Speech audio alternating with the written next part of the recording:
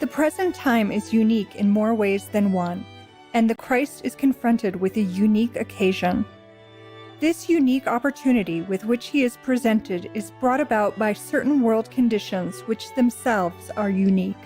He will use all possible channels whereby the consciousness of man may be enlarged and right orientation be brought about.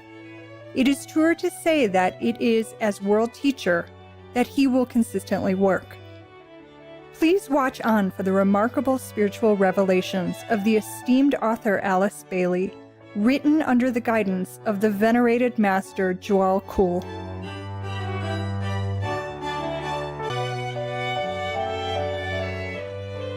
Bonjour, bright-hearted viewers. Bonjour is hello in Guernsey, or Guernsey Norman French, one of the regional languages of Guernsey.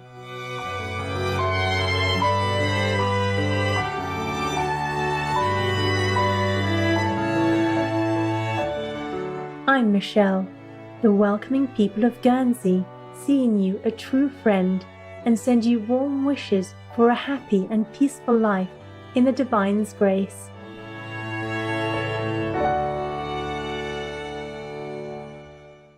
Alice Bailey was an extraordinary British-American esoteric author of the 20th century.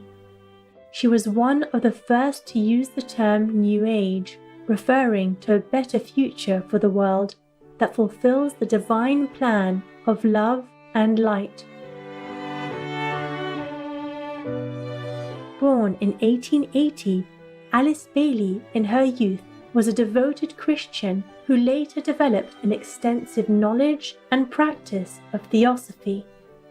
In 1919, at the age of 39, she began a spiritual journey of inner telepathic communications with a great ascended master, Joel Kuhl, also called the Tibetan or Master DK.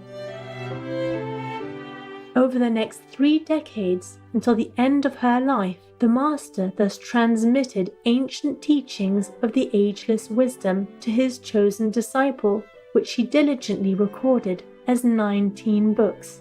In addition, Alice Bailey wrote other profound books on her own.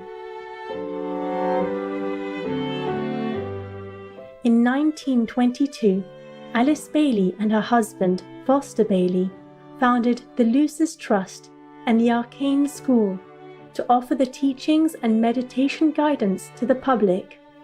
The non-profit Lucis Trust is still active today and continues to publish Alice Bailey's works, including as free ebooks for people to study in this special period of our planet.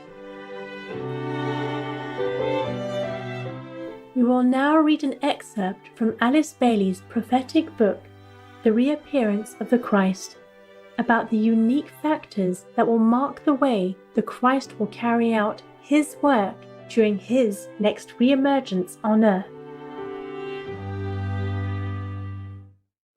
Chapter 2. Christ's Unique Occasion, the World Today.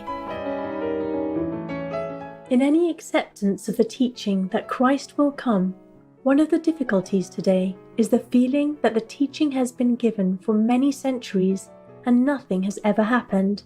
That is a statement of fact, and here lies a great deal of our trouble. The expectancy of his coming is nothing new. In it lies nothing unique or different. Those who still hold to the idea are regarded tolerantly, or with amusement or pity, as the case may be. A study of times and seasons, of significances, of divine intention, or of the will of God, plus a consideration of the world situation, may lead us, however, to believe that the present time is unique in more ways than one, and that the Christ is confronted with a unique occasion. This unique opportunity with which he is presented is brought about by certain world conditions, which themselves are unique. There are factors present in the world today, and happenings have taken place within the past century which have never before occurred. It might profit us if we considered these matters and so gained a better perspective. The world to which he will come is a new world, if not yet a better world. New ideas are occupying people's minds. and new problems await solution. Let us look at this uniqueness and gain some knowledge of the situation into which the Christ will be precipitated. Let us be realistic in our approach to this theme and avoid mystical and vague thinking. If it is true that he plans to reappear, if it is a fact that he will bring his disciples, the masters of the wisdom, with him, and if this coming is imminent, what are some of the factors which he and they must take into consideration? First of all, he will come to a world which is essentially one world. His reappearance and his consequent work cannot be confined to one small locality or domain unheard of by the great majority, as was the case when he was here before. The radio, the press, and the dissemination of news will make his coming different to that of any previous messenger. The swift modes of transportation will make him available to countless millions, and by boat, rail, and plane they can reach him. Through television, his face can be made familiar to all, and verily, every eye shall see him. Even if there is no general recognition of his spiritual status and his message, there must necessarily be a universal interest, for today even the many false Christs and messengers are finding this universal curiosity and cannot be hidden. This creates a unique condition in which to work, and one which no salvaging, energizing Son of God has ever before had to face. The sensitivity of the people of the world to what is new or needed is also uniquely different. Man has progressed far in his reaction to both good and evil, and possesses a far more sensitive response apparatus than did humanity in those earlier times.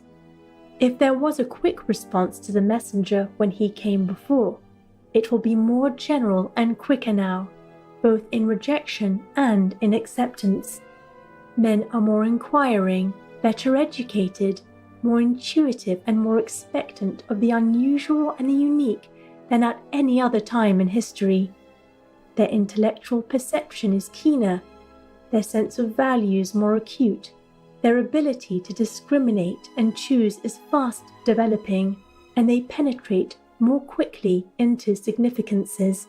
These facts will condition the reappearance of the Christ and tend to a more rapid spreading of the news of his coming and the contents of his message.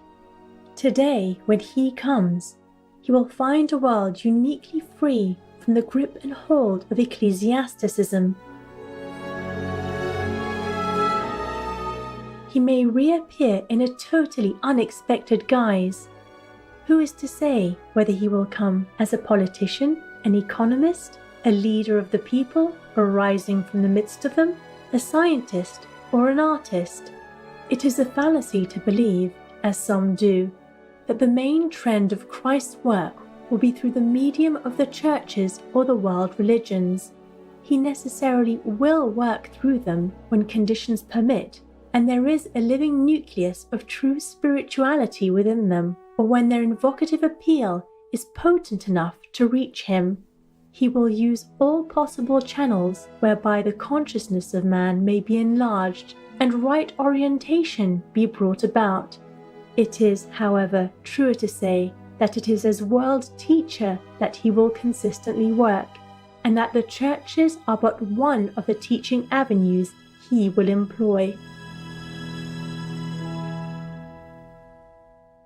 All that enlightens the minds of men, all that tends to bring about right human relations, all modes of acquiring real knowledge, all methods of transmuting knowledge into wisdom and understanding, all that expands the consciousness of humanity and of all subhuman states of awareness and sensitivity, all that dispels glamour and illusion and that disrupts crystallization and disturbs static conditions will come under the realistic activities of the hierarchy which he supervises.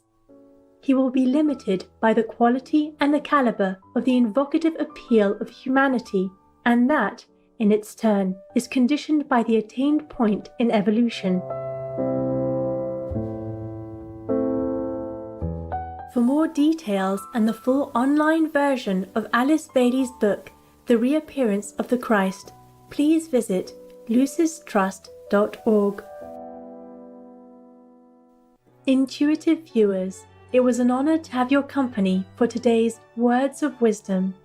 Please join us again tomorrow for the second part of The Reappearance of the Christ by Alice Bailey, selection from Christ's Unique Occasion,